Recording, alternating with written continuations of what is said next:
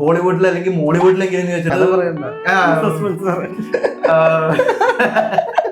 അറിയാണ്ട് ആ സിനിമയുടെ കുറെ കഥകളൊക്കെ പറഞ്ഞു പോണ്.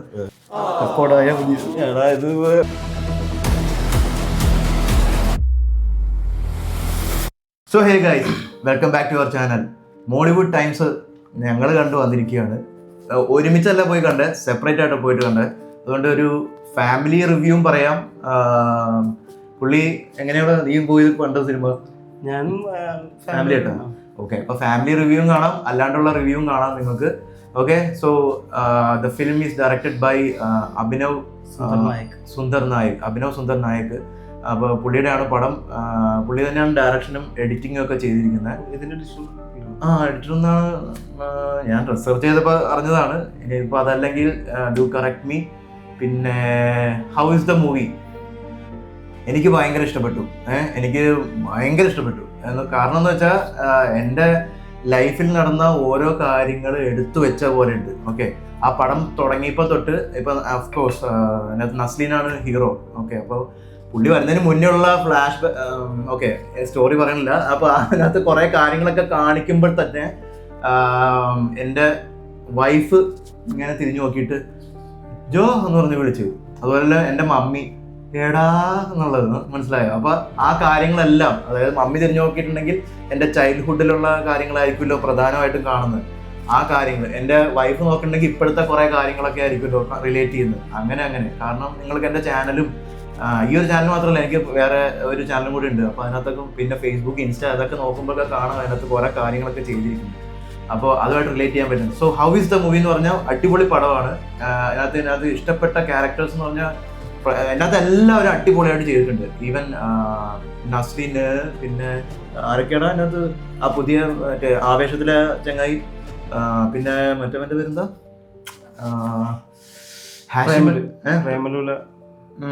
അങ്ങനെ ഇതിനകത്ത് പിന്നെ ചെറിയ കൊച്ചു കുഞ്ഞുങ്ങൾ എല്ലാവരും നല്ല പെർഫോമൻസ് ആണ്. ഈവൻ അതിൻ്റെ BGMs, പിന്നെ editing works, choreography, camera angles. എനിക്ക് കുറച്ച് ഡൗട്ട്സ് എൻ്റെ അടുത്തും ചോദിക്കാനുണ്ട്. അതൊക്കെ എങ്ങനെയാണോ പിടിച്ചിട്ടുള്ളത് കേട്ടോ. നിനക്കെന്താണ് പറയാനുള്ളത്? എനിക്ക് ഇഷ്ടപ്പെട്ടായിരുന്നു. കുറെ കൂടി സ്ക്രിപ്റ്റിൽ നല്ലപോലെ വർക്ക് ചെയ്തിട്ടുണ്ട്. ഇത് പുള്ളിയുടെ നേരത്തുള്ള സിനിമയൊക്കെ ഉണ്ട്, അതുമായിട്ട് നല്ല ഒരു കണക്ഷൻ ഫീൽ ചെയ്യുന്നുണ്ട്. അത് സെയിം അതിന്റെ സിനിമയുടെ പേരെന്തായിരുന്നു? അപ്പോൾ അതുമായിട്ട് ശരിക്കും ആ മേക്കിങ്ങുമായിട്ട് ശരിക്കും ബന്ധം ഫീൽ ചെയ്യുന്നുണ്ട്. അപ്പോ ഇതിനകത്ത് സിനിമയ്ക്കകത്ത് പറയുന്ന ഒരു പോയിന്റും കൂടി അത് അതുണ്ട്. ഒരു ഡയറക്ടറിന്റെ കഥയ്ക്കപ്പുറത്തേക്ക് അയാളുടെ സ്റ്റൈല് എന്നുള്ള സംഭവം ഉണ്ടല്ലോ, അത് ഇതിനകത്ത് ആ സിനിമയുടെ സ്റ്റൈല് കൊണ്ടുവന്നിട്ടുണ്ട് പുള്ളി. സെയിം സ്റ്റൈലാണ് പുള്ളി അത് ചെയ്തിരിക്കുന്നത്. അതിന്റെ മേക്കിങ്ങും അതിന്റെ കുറെ അതിനകത്ത് ആനിമേഷൻ സീൻസ് ഒക്കെ സെയിം അതിനകത്തുള്ള സീൻസ് നന്നായിട്ടുണ്ട്. കുറെ ട്വിസ്റ്റുകളുണ്ട്, ഇഷ്ടംപോലെ ട്വിസ്റ്റ് ഉണ്ട്. അപ്പൊ എൻ്റെ മമ്മിക്ക് ശരിക്കും പറഞ്ഞാൽ പടം ഇഷ്ടമായെന്ന് ചോദിച്ചാൽ അവർക്ക് ആക്സെപ്റ്റ് ചെയ്യാൻ പറ്റിയില്ല. മമ്മിക്കൊന്നും ആക്സെപ്റ്റ് ചെയ്യാൻ പറ്റിയില്ല പടം. അത് എല്ലാവരുടെയും കപ്പ് ഓഫ് ടീ അല്ല ഇത്. എൻ്റെ വൈഫിനും ഇഷ്ടപ്പെട്ടില്ല. പക്ഷെ അതിനകത്ത് കുറെ എല്ലാ രംഗങ്ങളും എടുത്തതൊക്കെ ഇഷ്ടപ്പെട്ടിട്ടുണ്ട്, പക്ഷെ എനിക്ക് ഇഷ്ടപ്പെട്ടില്ല. അതുപോലെ തന്നെ എന്താന്ന് വെച്ചാൽ ക്യാരക്ടറൈസേഷൻ ആണ്. എല്ലാവർക്കും കൂടെ ട്രാവൽ ചെയ്യാൻ പറ്റുന്ന ക്യാരക്ടറൈസേഷൻ ആണ്. അതുപോലെ പിള്ളേരും കുറെ ഇപ്പൊ നസ്ലിന്റെ കുറെ തുടക്കത്തെ കുറെ കാര്യങ്ങളൊക്കെ ഉണ്ടല്ലോ, അതൊക്കെ അവന്മാർ എൻഗേജ് ആയിട്ടിരുന്നു. ഈവൻ ആ പാട്ടും മറ്റേ ഫ്രൈഡേയുടെ ഒരു പാട്ടില്ലേ, അതൊക്കെ അവർ എൻജോയ് ചെയ്തൊക്കെ ചില്ലടിച്ചു. പിന്നെ ആ സ്റ്റോറി ആണല്ലോ പറഞ്ഞുകൊണ്ട് പോകണം കൂടുതലും. അപ്പൊ ആ സീക്വൻസിലൊക്കെ എത്താൻ വേണ്ടി അപ്പൊ അവര് എന്റെ മമ്മി പറയുന്നത് ചെറിയ എവിടെയൊന്നല്ല ലാഗ് കണ്ട് വലിച്ചു നീട്ടുന്നുണ്ടെന്നൊക്കെ പറഞ്ഞു. എനിക്ക് അങ്ങനെ തോന്നിയിട്ടില്ല, കാരണം ഞാൻ I was into that movie. അതുകൊണ്ട് ഞാൻ അതിൻ്റെ ഉള്ളിൽ തന്നെ ആയിരുന്നു തിയേറ്ററിൽ. ആ നസ്ലിനെ ഞാൻ എന്നെ തന്നെയായിട്ടാണ് കണ്ടുകൊണ്ടിരുന്നത്. നമ്മളിപ്പോഴുള്ളവർക്ക് ഭയങ്കരമായിട്ട് റിലേറ്റ് ചെയ്യാൻ പറ്റും, പക്ഷെ എല്ലാവർക്കും റിലേറ്റ് ചെയ്യാൻ പറ്റില്ലല്ലോ. അതുപോലെ തന്നെ ക്യാമറ വർക്കുകൾ ഉണ്ടല്ലോ. എടാ, എനിക്ക് ആ 360 ഡിഗ്രിയിൽ എങ്ങനെയാണ് പിടിച്ചിട്ടുണ്ടാവുക? അത് എനിക്ക് ഭയങ്കര ഇഷ്ടപ്പെട്ടു. അത് എന്റെ വീഡിയോയിൽ കേട്ടണമെന്ന് ചോദിച്ചിരിക്കുക. അത് VFX ആണോ? അവനിങ്ങനെ അപ്പൊ പക്ഷെ 360 എന്തായാലും പിടിച്ചിട്ടുണ്ടാവില്ല. അതുണ്ടാവും, പക്ഷെ മതില് ഇല്ലല്ലോ. മതിലില്ല, അവിടെ വെച്ച് കട്ട് ചെയ്തിട്ട് എന്തോ മതില് VFX ആയിരിക്കും. ഓക്കെ, അത് നമുക്ക് എനിക്കൊന്നും അത് പഠിക്കണത് എങ്ങനെയാണ് അത് പിടിച്ചിട്ടുള്ളത്. നമുക്ക് സ്ലോട്ട് പിടിക്കാം, നമുക്ക് അതിനുള്ള എക്യുപ്മെന്റ്സ് ഉണ്ടെങ്കിൽ മതി. എക്യുപ്മെന്റ്സ് ആണ് ഇല്ലാത്തത്.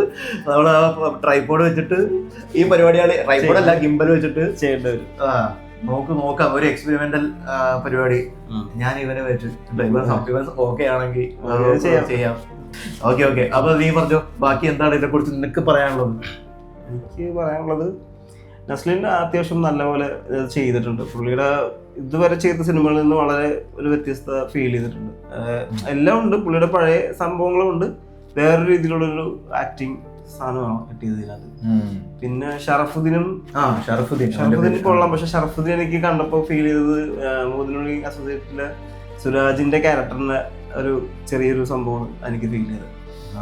പിന്നെ ബാക്കി എല്ലാവരും നന്നായി ചെയ്തിട്ടുണ്ട്. അതില് ഒരു പ്രൊഡ്യൂസറായിട്ട് വരുന്ന പുള്ളിയുണ്ട്, നാടകത്തിലുള്ള ആളാണ്. ഇതിനകത്തുണ്ട് പുഴു എന്നുള്ള അതിനകത്തുള്ള പുള്ളിയാണ്. പുള്ളി നന്നായി ചെയ്തിട്ടുണ്ട്. പിന്നെ ആ കുട്ടികളൊക്കെ നല്ലപോലെ, ആ പിള്ളേരെല്ലാരും നല്ലപോലെ എനിക്ക് ആ ആക്ടിങ് ഒക്കെ നന്നാണ്. പിന്നെ എഡിറ്റിങ്, ക്യാമറയും അത്യാവശ്യം ക്യാമറ വർക്കും.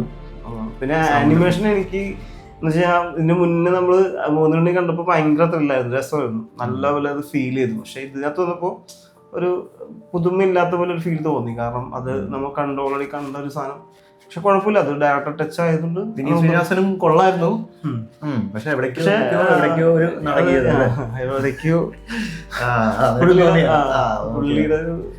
പുള്ളിയുടെ ക്യാരക്ടർ അത് എങ്ങനെ ചെയ്താലും പുള്ളിക്ക് സ്ഥിരം ചെയ്യുന്ന രീതിയിൽ വരും. പുള്ളിയുടെ ഒരു സ്ഥിരം അങ്ങനെയാണ് വരുന്നത് പുള്ളി ചെയ്യുമ്പോൾ. അതേയുള്ളൂ, കുഴപ്പമൊന്നുമില്ല, അതൊക്കെ മതി. ഇല്ല, ഇത് ഫാമിലി ആയിട്ട് കാണാൻ പറ്റൂ. ഫാമിലി ആയിട്ട് ഈ രീതിയിൽ ചിന്തിക്കുന്ന ഫാമിലി ടീംസിനൊക്കെ പറ്റുമായിരിക്കും. പക്ഷെ എല്ലാ ഫാമിലിക്കും പറ്റുമെന്ന് എനിക്ക് തോന്നുന്നില്ല. ഫാമിലീസ് ആയിട്ട് പോകാൻ പറ്റുന്ന ഒരു മൂവിയായിട്ട് കണ്ടു പറഞ്ഞ കുഴപ്പമൊന്നുമില്ല, വയലൻസ് ഇല്ല, വേറൊന്നുമില്ല. പക്ഷെ ബോറടി എടുക്കാൻ സാധ്യതയുണ്ട്. ബോറടി എന്ന് വെച്ചാല് ലാഗ് എന്ന് പറയാം, അത് സ്റ്റോറിയാണ്, കഥയാണ്. കഥയിൽ അങ്ങനെ ഇങ്ങനെ ഉണ്ടാവൂലോ അല്ലേ? അതാണ് നമുക്ക് റിലേറ്റ് ചെയ്യാൻ പറ്റും. ഞങ്ങൾക്ക് എല്ലാവർക്കും റിലേറ്റ് ചെയ്യാൻ പറ്റും.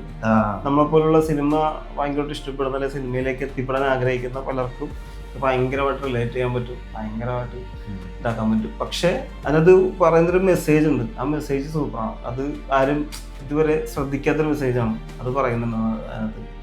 അത് പിന്നെ മറ്റേ അവരുടെ പേരെന്താ, ആ ഒരു ഇതിന്റെ ഓപ്പോസിറ്റ് ആയിട്ട് വരുന്നുള്ളൊരു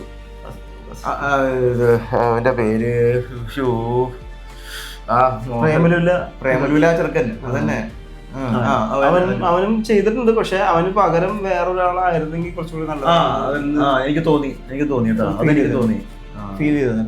അതാ ബോഡിലി ഫീച്ചേഴ്സ് ഒരു അത്ര ആപ്റ്റായിട്ട് തോന്നില്ല പുള്ളി. പക്ഷെ അവൻ അഭിനയിച്ചിട്ടുണ്ട്, ചെയ്തിട്ടുണ്ട്, അഭിനയിച്ചിട്ടുണ്ട്. കുറച്ചുകൂടി വേറൊരാളായിരുന്നെങ്കിൽ കുറച്ചുകൂടി ബെറ്റർ ആയിരുന്നു.